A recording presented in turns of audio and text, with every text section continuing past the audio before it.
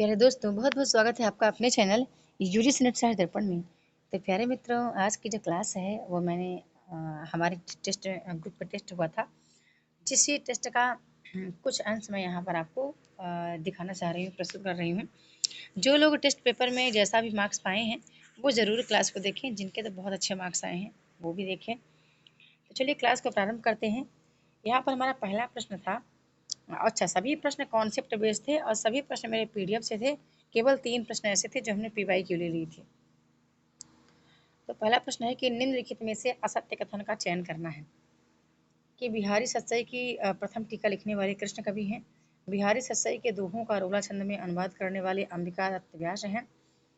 कवि कृष्ण ने बिहारी सत्सई की टीका किस छंद में लिखी? तो सवैया छंद में। या फिर अगला है कि बिहारी को रीत काल का सर्वाधिक लोकप्रिय कवि कहने वाले आचार्य रामचंद्र शुक्ल हैं। या फिर सभी कथन सत्य है। तो यहाँ पर देखो, जो हमारा यहाँ पे हमें असत्य का चयन करना था, तो हमारा ये डी नंबर था जो वो असत्य था, क्योंकि बिहारी को रीत काल का सर्वाधिक लोकप्रिय कवि कहने वाले हजारी प्रसाद हैं।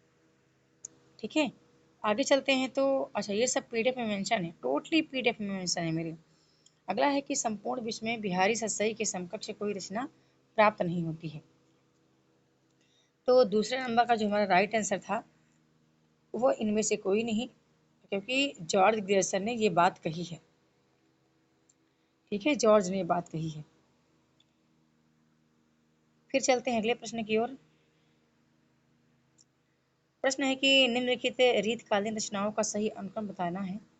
तो प्रश्न है यहाँ पर वृत्त कौमुदी, अंग दर्पण, रस सारांश, व्यंग्यार्थ कौमुदी। यही हमारा राइट आंसर हो जाएगा, क्योंकि आपको पता है वृत्त कौमुदी मतीराम की रचना है जो कि 1701 में प्रकाशित हुई है।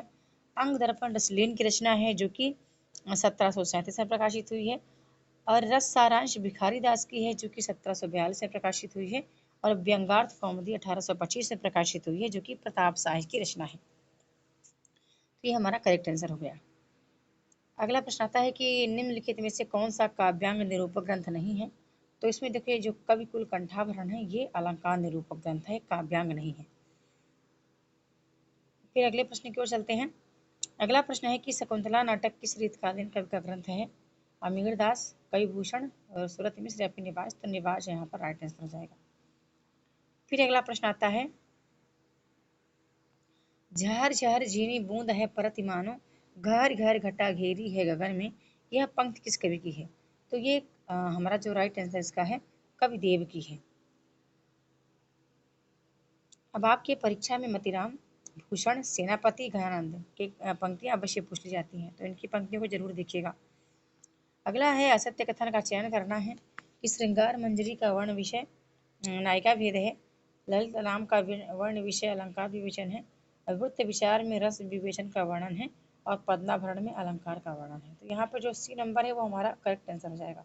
सी नंबर जो है वो असत्य है, क्योंकि वृत्त विचार में रस विवेचन नहीं बल्कि छंद निरूपक ग्रंथ है जो कि सुखदेव मिश्र की रचना है, ये वृत्त विचार। आगे फिर देखते हैं, प्रश्न आता है कि आचार्य रामचंद्र शुक्ल का यह कथन किस कवि के लिए है कि ये बहुत ही सच्ची उमंग के कवि थे, इनमें कृत्रिमता का लेश नहीं है, न तो कहीं व्यर्थ का शब्दाडंबर है, न कल्पना की झूठी उड़ान, और न ही अनुभूति के विरुद्ध भावों का उत्कर्ष। तो ये कथन आचार्य शुक्ल ने ठाकुर बुंदेलखंडी के संबंध में कहा है।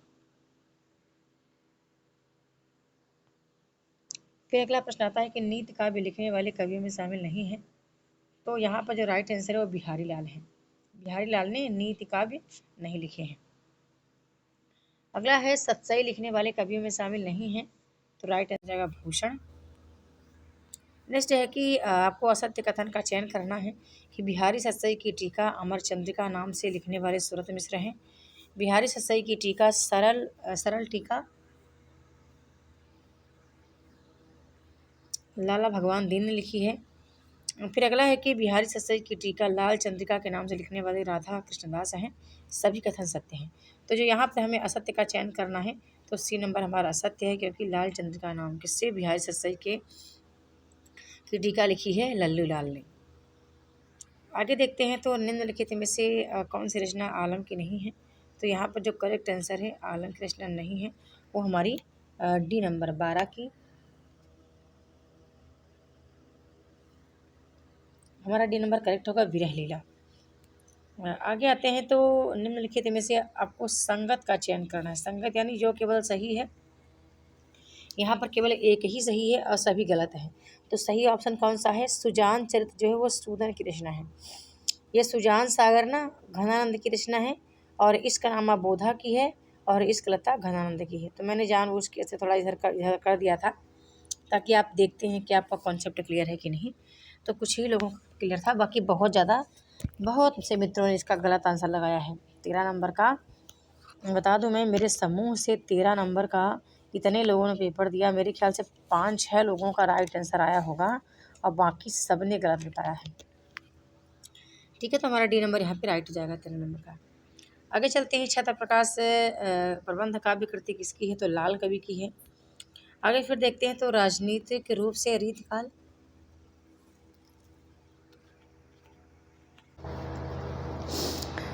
मुगलों के शासन के वैभव के चरमोत्कर्ष के बाद उत्तरोत्तर ह्रास और पतन का युग है। तो डी नंबर यहाँ पे हमारा करेक्ट हो जाएगा।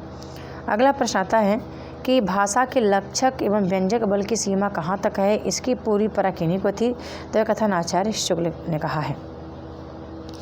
आगे एक और कथन आता है कि प्रेम की पीर या इश्क का दर्द इनके एक एक वाक्य में भरा पाया जाता है।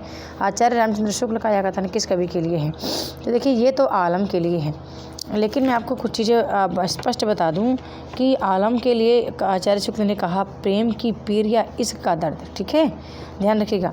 और जब बात घनानंद की आती है तो इन्होंने घनानंद के लिए कहा है, ये कहते हैं घनानंद के लिए कि प्रेम की पीर ही को लेकर इनकी वाणी का प्रादुर्भाव हुआ।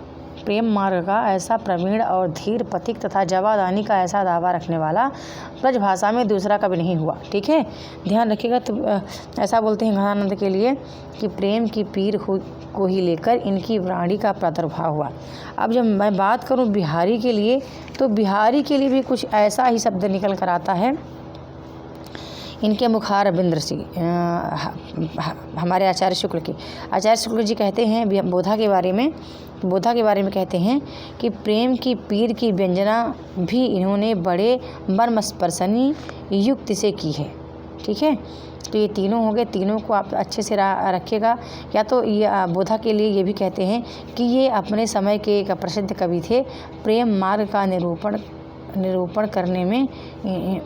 में इन्होंने बहुत से पद्य कहे हैं। ठीक है, तो प्रेम मार्ग का तीनों में है, लेकिन थोड़ा सा शब्दावली में अंतर है, तो ज़रूर देख लीजिएगा। अगला है हिंदी में सत्सई परंपरा का प्रथम किसको माना है? तो बिहारी सत्सई को नहीं बल्कि कृपाराम की हित तरंगिणी को माना गया है। ठीक है, कृपाराम की हित तरंगिणी को माना गया। आप लोग सब बिहारी कर रहे थे। आगे एक और प्रश्न आता है कि ये बड़े ही सहृदय कवि थे। ऋतु वर्णन तो इनके जैसा और किसी श्रृंगारी कवि ने नहीं किया। आचार्य शुक्ल का यह कथन किसके लिए है? बता दूं मैं, जरा भी आप थोड़ा सा भी आप इस पर जोर दिए होते, क्योंकि मेरे PDF में मैंने प्रकृति चित्रण का बहुत बढ़िया वर्णन किया है सेनापति जी ने, ऐसा मैं बोली हूँ। तो यदि आप जरा भी जोर दिए होते कि ऋतु वर्णन या प्रकृति वर्णन सेम है, तो आप सेनापति को लगा सकते थे और राइट आंसर का आप चयन कर सकते थे। और अगला प्रश्न आता है कि रीति मुक्त कविता की प्रमुख प्रवृत्ति है। तो इसको भी आप चाहते तो सही कर सकते थे, लेकिन कई मित्रों ने गलत किया, कुछ ही लोगों ने सही किया है। तो यहाँ पर जो हमारा करेक्ट आंसर है कि रीति मुक्त कविता की प्रमुख प्रवृत्ति हमारी क्या निकल कर आती है? तो ए नंबर करेक्ट है, स्वानुभूति और स्वच्छंदता। आप जानते हैं अलंकारिकता इतनी ज़्यादा नहीं लिखी गई थी।